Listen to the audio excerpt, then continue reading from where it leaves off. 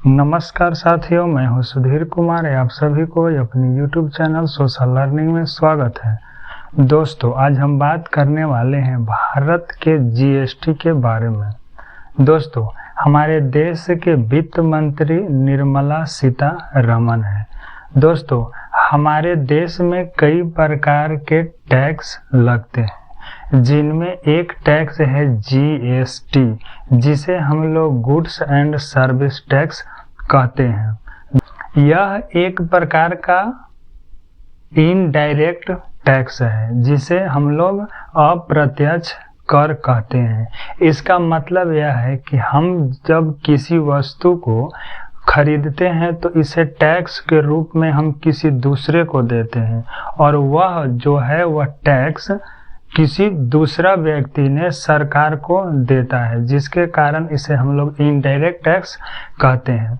जैसे हम लोग मेडिकल से दवा खरीदते हैं तो उसके पुर्जी पर लिखा हुआ रहता है टैक्स, और वह टैक्स हम लोग मेडिकल वाले को देते हैं, और मेडिकल वाले की सहायता से सरकार तक पहुंचती है। यानी इसे हम डायरेक्ट रूप से टैक्स नहीं चुकाते हैं, इसलिए इस टैक्स को इनडायरेक्ट टैक्स कहते हैं।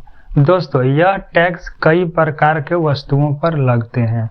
यानी कि किसी वस्तु पर टैक्स 0% है, किसी पर 5% है, किसी पर 12% है, किसी पर 18% है, किसी पर 28% है।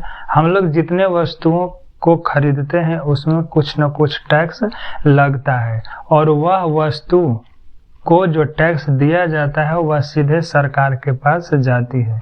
यानी कि GST जो टैक्स है वह 3 प्रकार का लगता है। यानी कि एक होता है CGST, एक होता है SGST और एक होता है IGST। दोस्तों,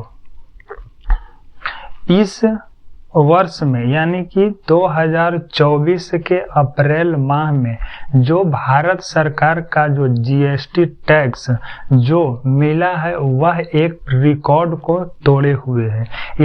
यानी इस मंथ में इतनी टैक्स मिली है कि पिछले कई वर्षों का रिकॉर्ड भी तोड़ दिया है। यानी कि जो हमारे 2024 के अप्रैल माह है उसमें जो टैक्स मिला है वह 2.10 लाख करोड़ रुपया हुआ है, जो कि बहुत ही उच्चतम स्तर पर है। दोस्तों, इस टैक्स में सबसे ज्यादा जो टैक्स वसूला गया है वह महाराष्ट्र राज्य में वसूला गया है। यहाँ पर 37,000 करोड़ से भी ऊपर का टैक्स मिला है। दूसरे स्थान पर कर्नाटक है, जहाँ 15,000 करोड़ से ऊपर टैक्स मिला है, और तीसरे स्थान पर गुजरात राज्य है, 13,000 करोड़ से ऊपर का टैक्स मिला है।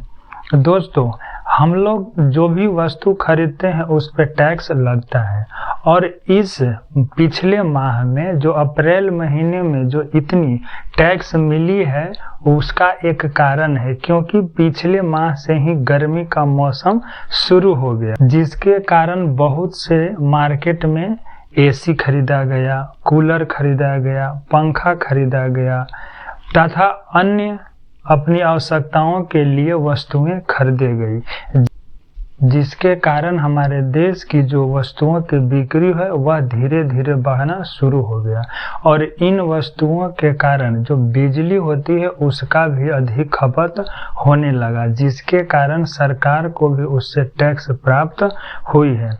दोस्तों, टैक्स के बिना देश नहीं चलती है, और जिस देश में टैक्स मिलती है उससे ही उस देश का ग्रोथ का पता चलता है। दोस्तों, हमारे देश की जो ग्रोथ है वह लगभग 6.5% की एवरेज से बढ़ रहा है।